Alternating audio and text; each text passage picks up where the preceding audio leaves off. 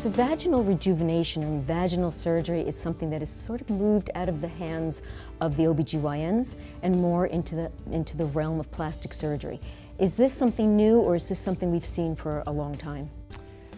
I think the trend is, relatively new. I think the last 5 years or so, this has really skyrocketed as we kind of follow our data. It's becoming less taboo. People are talking about it more, and it's a whole spectrum. This used to be, labiaplasties. It's moved way beyond labiaplasties now. I mean, there's a whole spectrum of age, right? I see young girls coming in for labiaplasties. I see kind of middle-aged mommies that are talking about stress incontinence or leakage, laxity issues, and then I see menopausal women that come in too that are either one, their anatomy has changed, or it's always been that way and always bothered them, or moisture, friction, moisture, and things like that. So there's really a whole comprehensive spectrum of this whole genital rejuvenation. And this used to be, in our hands, we were more of the surgeons. We would be asked to do labiaplasties, revision, bringing even younger patients back to what they thought was normal. But there's more than that now. There are other types of surgical procedures that you're doing and non-surgical procedures. There are, and I think it's important to realize that with labiaplasty particularly, this has been in our hands as plastic surgeons for many, many years.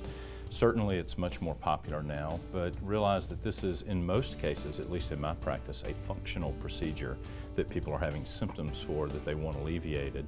And patients are more vocal and they feel free, much more free to speak about so it it's now. certainly more common, and we see it more often now. On the non-surgical side, this is the area that's really kind of blossomed and taken off. And there's multiple different practitioners that are doing these procedures.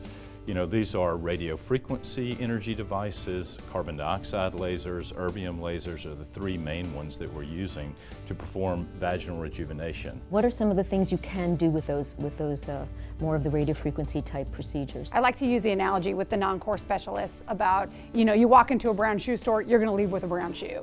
That's a nice thing about seeing a plastic surgeon is we kind of have a whole spectrum. We have surgical options, non-surgical options, and if what your anatomy is showing me I can't fix, that's when you kind of involve your multidisciplinary group. That's when you send them to your urogynecologist, your rectal surgeons. There's a lot of things happening down there, and not everything needs to be fixed by one non-surgical device, for example. And a lot of people are touting these things as this is going to solve the world's problems, and we know that's not the case. Happy patients, patients that are... So about the best I can say about it is we've been doing laser and non-surgical procedures for 20 years. When we started our vaginal rejuvenation 2 or 3 years ago, we had the first 2 patients were patients that came back and said, we've totally changed their lives.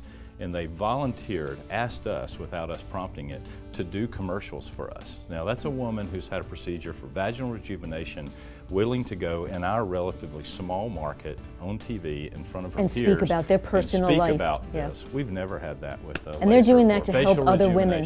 And so it's really pretty impressive when it's used correctly. For more information on vaginal rejuvenation or other topics, go to theplasticsurgerychannel.com.